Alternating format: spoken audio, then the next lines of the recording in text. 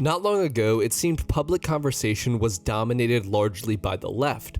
Gen Z grew up surrounded by socialist ideas, anti-capitalist arguments, and the promise of a fairer, more equal world. Everyone seemed aligned around the ideals of justice and progress, but just a few years later, that same generation has begun turning towards hierarchy, nationalism, and order. So what caused this shift? Why did youthful idealism give way to a craving for structure and authority?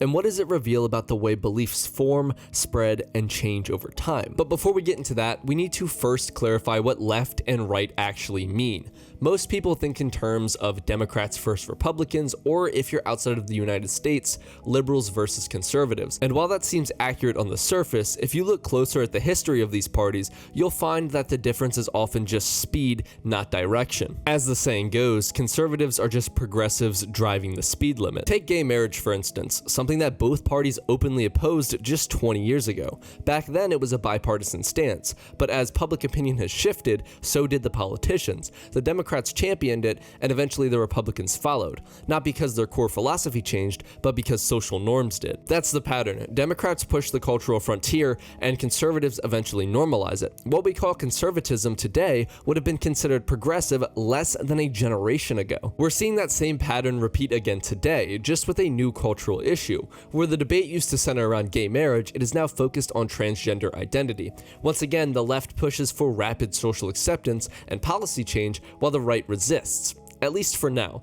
But if history is any guide, the same dynamic will probably play out again. What's radical today could be mainstream tomorrow. That's because most Democratic and Republican politicians don't actually hold strong personal convictions on these issues. They don't lead public opinion, they follow it. Their beliefs shift with the polls, not with principle. At the end of the day, most of them will say whatever keeps them in power and whatever aligns with the cultural moment. This, as it turns out, is a flaw built into democracy itself.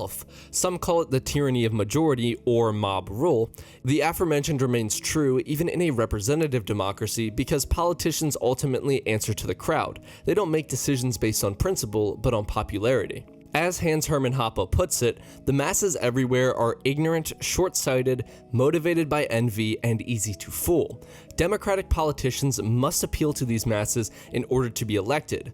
Whoever is the best demagogue will win, almost by necessity. In other words, democracy rewards whoever can manipulate public opinion most effectively, not whoever has the best ideas. Okay, so now we know what left and right aren't, but how do we actually define what they are? To understand this, we need to look at something deeper, praxeology, the study of human actions and decision-making. It's the idea that every political or economic system is ultimately built on assumptions about how people behave. The left tends to start from the belief that human behavior can be reshaped, that with enough education, equality, or social reform, i.e. equity, people will just act rationally and cooperatively.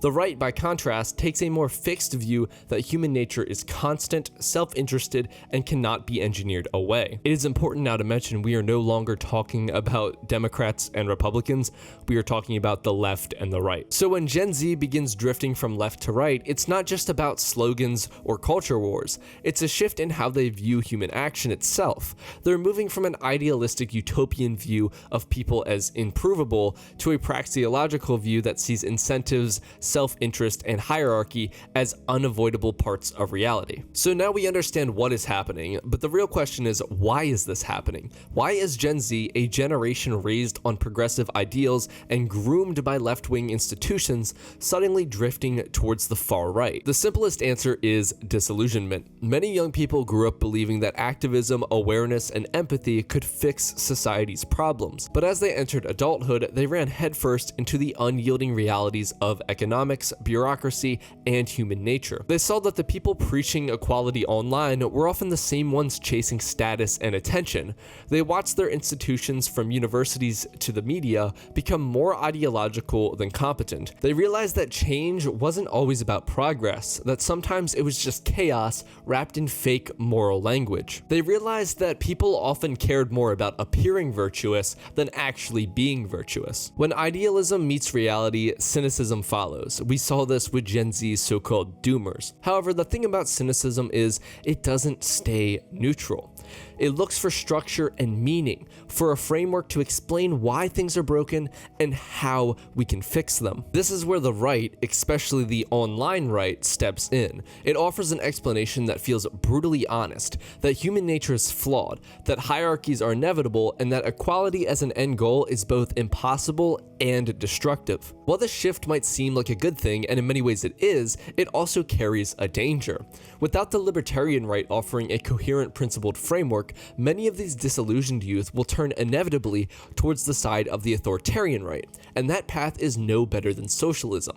It is simply collectivism repackaged and driven by conservative and traditional aesthetics rather than progressive ones. There's a reason Nazis are called National Socialists. It's because it is socialism just repackaged with a different aesthetic. What the Nazis actually believed and what fascism actually is has been basically bastardized over the past 50 years, and nobody actually really understands it. But that's not what this video is about. Let's get back on track. The libertarian right's challenge then is to offer order without oppression, structure without submission. It must show that hierarchy can exist voluntarily, that community does not require coercion, and that freedom isn't the absence of rules, but the presence of choice. Where the authoritarian right promises strength through control, libertarianism promises strength through responsibility.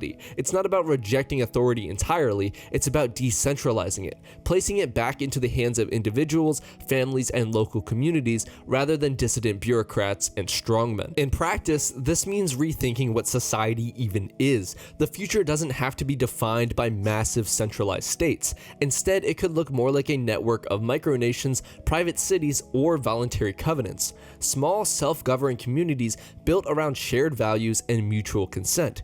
These wouldn't be anarchistic wastelands or isolationist compounds, but organic societies where people choose the rules that they live under. Think of it like a marketplace for governance. If you don't like the culture, taxes, or regulations of one city or covenant, you're free to leave and join another that aligns with your values.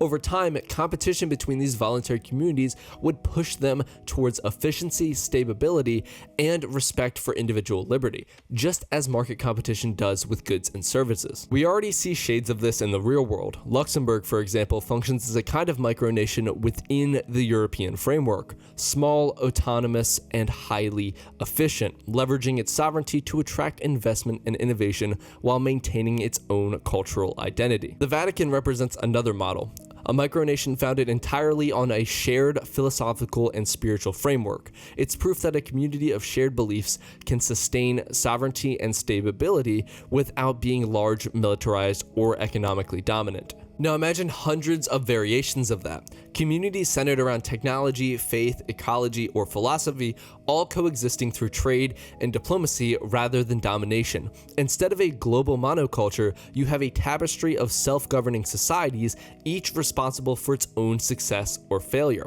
That's the essence of the libertarian vision, a world where people associate by choice, not by force. For Gen Z, this model could be particularly appealing. They grew up in a hyper-networked world where individuality and customization are the norm, where you can curate your identity, your information, your social circles. It only makes sense that they'd eventually want to curate their political and social environments too. Private cities and covenants would allow for exactly that, the ability to live according to your principles without having to impose them on millions of unwilling strangers. That is how the libertarian right can catch those drifting away from the authoritarian temptation, by offering a form of order that is organic, flexible, and voluntary. It provides the structure people crave without the coercion they fear. Of course, this vision isn't a utopia, and it shouldn't try to be. Utopias don't exist because human nature does not change. No matter how advanced the system, people will still be flawed, selfish, and imperfect. Every community, no matter how voluntary or well-intentioned, will face corruption, conflict, and inequality. The difference is that in a decentralized model, failure is localized and not catastrophic. When a centralized state fails, millions suffer at once. When a micronation or private city fails, its members can leave, adapt, or rebuild. The damage is contained, and the lessons learned become a part of a wider evolutionary process.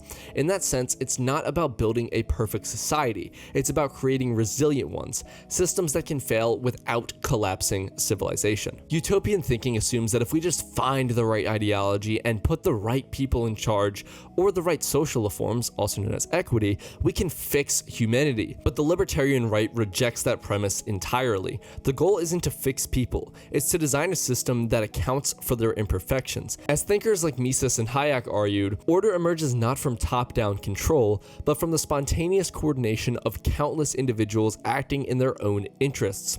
It can be messy and unpredictable, but it's also real. In this way, libertarianism isn't about chasing perfection, but about managing imperfection honestly. It's an admission that freedom will always include risk, inequality, and conflict, but those are the prices of authenticity. A free society isn't one without problems. It's one where problems can be addressed voluntarily without violence or coercion. So no, these covenants or private cities wouldn't be flawless paradises. They'd make mistakes, experience corruption, and face internal division, just like any human endeavor. But unlike the top-heavy states of today, they wouldn't drag the entire world down with them when they fail. They'd evolve, adapt, and compete, and that's what real progress looks like. Not utopia, but iteration. In the end, Gen Z's shift from Marxist idealism to the far right isn't just a political swing. It's a generational search for truth in a world that feels hollow. They're not chasing ideology so much as authenticity, something that actually matches the reality that they live in. What begins as a rebellion against hypocrisy can either evolve into responsibility or descend into authoritarianism. Which path wins depends on whether the libertarian right can offer a vision strong enough to satisfy the modern hunger for order without betraying the principle of freedom. Because if liberty can't offer meaning, people will trade it for control. And history shows us where that road leads. Anyway guys, with that being said, I think it's gonna wrap it up for this video. This was just an essay I had written in my own time to basically take notes on things, and I kind of wanted to put it into a video format because I thought it turned out really, really well. Anyway guys, if you enjoyed, like, comment, subscribe. If you didn't, tell me what I could do better, and I'll see you in the next one. Goodbye.